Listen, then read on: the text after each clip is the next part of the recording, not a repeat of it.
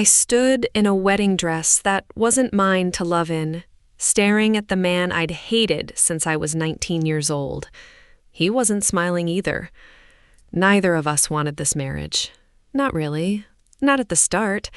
But 6 months later, I'd be the one begging him not to let go. I know how that sounds. Trust me, I lived it, and I still don't fully believe it myself. So let me start from the beginning. Because you need to understand who I was before all this, so you understand who I became. My name is Wren Callahan, and before any of this happened, I was just a 26-year-old woman living a pretty ordinary life in Ohio, working at my dad's furniture company, the same company my grandfather built with his own 2 hands back in the 60s. I wasn't rich. I wasn't chasing some big, dramatic life. I just wanted things to stay the way they were. Simple. Safe. My dad, Edmund, he was my whole world after my mom passed when I was 15. It was just the 2 of us for a long time. And I thought we were okay. I thought we were stable. I was wrong. It started with little things. Dad staying later at the office, phone calls he'd take in another room. I noticed, but I didn't ask, because sometimes you don't ask questions you're scared of the answers to. You know that feeling? That quiet dread sitting in your stomach, and instead of naming it, you just hope it goes away on its own. It didn't go away. One night, I was looking for tax documents in his home office. Nothing dramatic, just normal paperwork stuff, and I found a drawer I wasn't supposed to open. Foreclosure notices. Not 1, not 2, a whole stack of them, going back almost a year. My hands were shaking before I even understood what I was looking at. The company wasn't just struggling, it was drowning. We were drowning, and he never said a word to me. That night I sat him down, and for the first time in my life, I watched my father cry. Not quiet tears. Real, broken, ashamed tears. He told me the loans he'd taken to expand the business years ago had ballooned out of control. Interest rates, bad advice, a business partner he trusted who apparently mismanaged half the accounts. Her name was Priscilla Wass. I'll get back to her. Trust me, you're going to want to remember that name. I remember just sitting there, staring at him, thinking, how do you fix something this big? How do you undo years of damage in one conversation? You don't. That's the answer. You don't. Now, here's where I have to explain something else. Something that's going to sound completely unrelated at first, but I promise you it's not. Growing up, there was another family in our town, the Renners. And if the Callahans were, I don't know, quiet and steady, the Renners were the opposite. Loud, wealthy, always in the local paper for something. And their son, Dashiell Renner, everyone called him Dash, was, in my mind, the worst person I had ever met. We were the same age, went to the same schools, and from the time I was a kid, it felt like he made it his personal mission to make my life miserable. Little cruelties, public embarrassment. There was this one incident when I was 17. I'm not even going to get into the details because, honestly, it still stings a little. But let's just say he humiliated me in front of the entire school over something deeply personal, something I never told anyone except my closest friend. And to this day, I don't fully know why he did it, or how he even knew. I hated him, genuinely, deeply hated him. Not the dramatic teenage kind of hate that fades, the kind that settles into your bones, the kind you carry into adulthood like a scar you keep picking at. So when my dad said the name Renner while explaining our financial collapse, my stomach dropped. Turns out, the Renner family, Dash's family, had, over the years, become one of the biggest players in local commercial lending and business investment.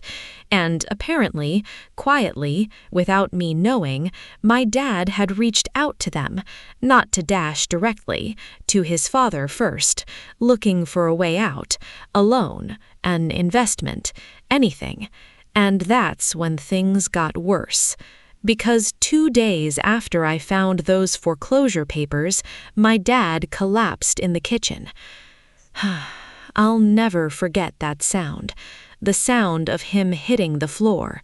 I called 911 with hands that wouldn't stop shaking, screaming into the phone like the words could somehow make the ambulance arrive faster. Turns out, it was stress, severe stress, combined with an undiagnosed heart condition he never told me about because, of course, he didn't want to worry me. Typical, absolutely typical of him, protecting me from everything right up until his body gave out from carrying it all alone. I sat in that hospital waiting room for what felt like hours, cold coffee in my hands, untouched, fluorescent lights buzzing above me, and I remember thinking with this horrible clarity, if he dies, I have nothing left. No mother, no father, no business, nothing. And that's when I looked up, and Dashiell Renner was standing in the doorway. Of all people, of all the people in this entire world who could have walked through that door, it was him. Tall, unreadable expression, wearing an expensive coat like he'd just walked out of a business meeting, not into a hospital. I remember thinking, why is he even here? How does he even know? He sat down across from me, didn't say anything for a long moment, and then he said, very calmly, like he was discussing the weather, I can fix this. All of it. The debt, the company, your father's medical bills, everything. I remember laughing, actually laughing out of pure disbelief, because after everything, after years of him making my life hell, now he wanted to help me? I asked him why. What's the catch? Because there's always a catch with people like him. And he said, marriage. You marry me, and I clear every cent your family owes. I wish I could tell you I said no immediately, that I stood up, walked away, told him exactly where he could put his offer. But I didn't, because in that moment my father was lying in a hospital bed, fighting for his life, and here was a solution, an ugly, humiliating, complicated solution, but a solution.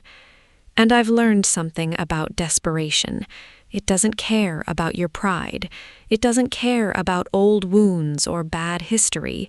It just wants the pain to stop. I asked him why marriage? Why not just a loan, a business deal, anything else? And his answer was short, cold. Because I need it to be permanent, and a loan isn't permanent. I didn't understand what that meant, not then. It would take me months to understand what he really meant by that sentence, and when I finally did, it changed everything I thought I knew about him.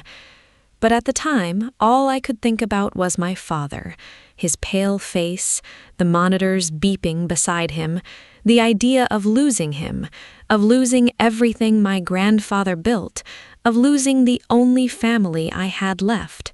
So I said yes. I remember the exact moment, not some big dramatic scene, just me, sitting in a stiff hospital chair, saying one word, okay, and feeling something inside me quietly break. Not because I was scared of him, not exactly, but because I knew in that moment I was trading my future for my father's present, and I didn't know if that was brave or if it was the most foolish thing I'd ever do. Maybe it was both. The next few weeks moved fast, faster than I could really process. Lawyers, paperwork, my father, still recovering, confused and guilty when he found out what I'd agreed to, begging me to reconsider, telling me he'd rather lose everything than watch me sacrifice my life like this. But it was already done. I'd already signed. And honestly, some small, stubborn part of me needed to do this. Needed to be the one who fixed things for once, instead of always being the one things happened to. I remember calling my best friend, Odette, the night before the wedding. I could barely get the words out. She kept asking me if I was sure, if there was any other way, and all I could say was, "There isn't. There just isn't." The morning of the wedding, I stood in front of a mirror in a dress I never imagined wearing for a marriage like this. No excitement, no nervous butterflies people talk about, just this heavy, hollow feeling in my chest, like I was attending my own funeral instead of my wedding. I remember thinking as I stared at my reflection, this is not a love story. This is a business transaction wearing a wedding dress. And I promised myself, right there in that mirror, that I would survive it, that I would give this man nothing of myself except what was legally required, that my heart, whatever was left of it, was staying locked away, far from Dashiell Renner, no matter how long this marriage lasted.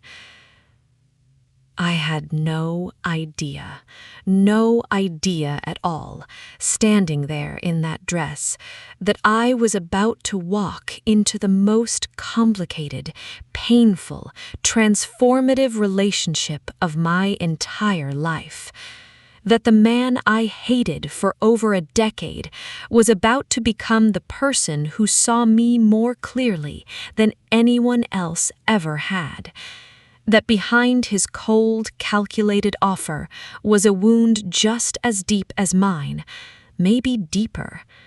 But that morning, all I knew was this.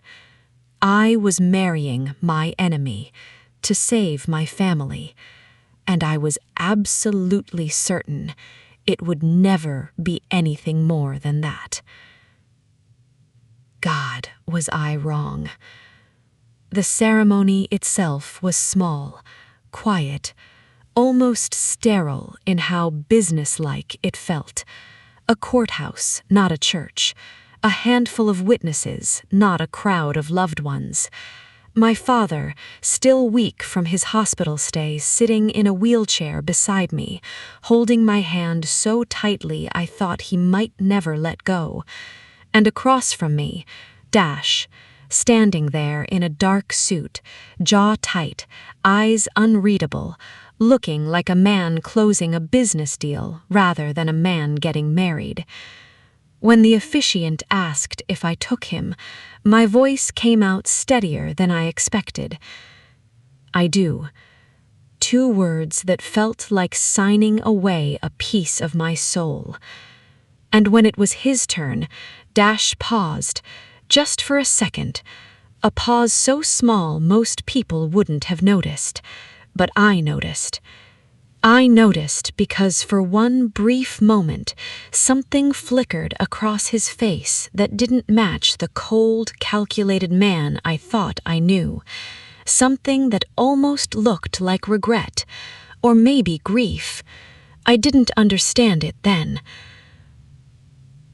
I would understand it later.